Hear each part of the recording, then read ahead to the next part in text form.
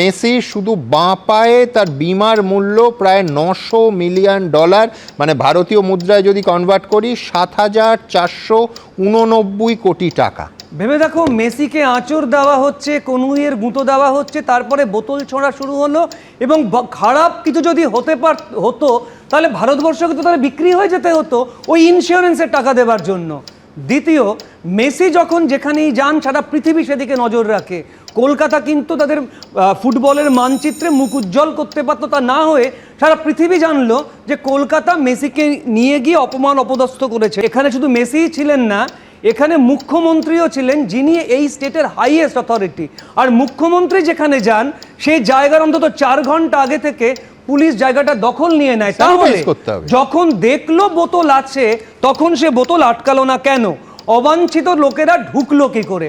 আমরা বারবার মাইকে এই সঞ্জয় রায়কে বলতে শুনেছি যে সরে যান সরে যান, সাধারণ লোক দেখতে পাচ্ছে না।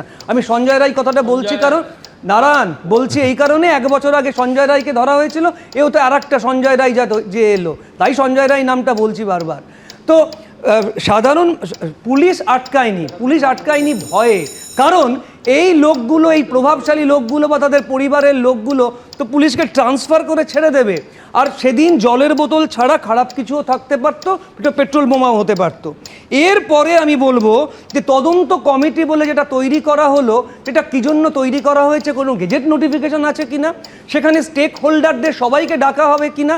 এখানে স্টেক হোল্ডার কিন্তু শুধু রাজ্য সরকার নয়, মেসিও হতে পারেন বা মেসির এজেন্টরাও হতে পারেন, তাদেরও ডাকা হবে কিনা। কি হয়েছিল সেদিন?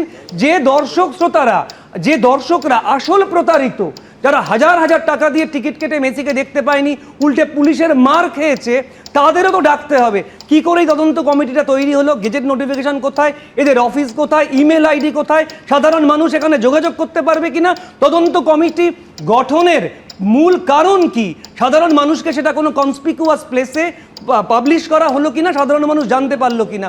তদন্ত কমিটিটা কি শুধু আইওয়াস, নাকি তদন্ত কমিটির আসল কোনো উদ্দেশ্য আছে?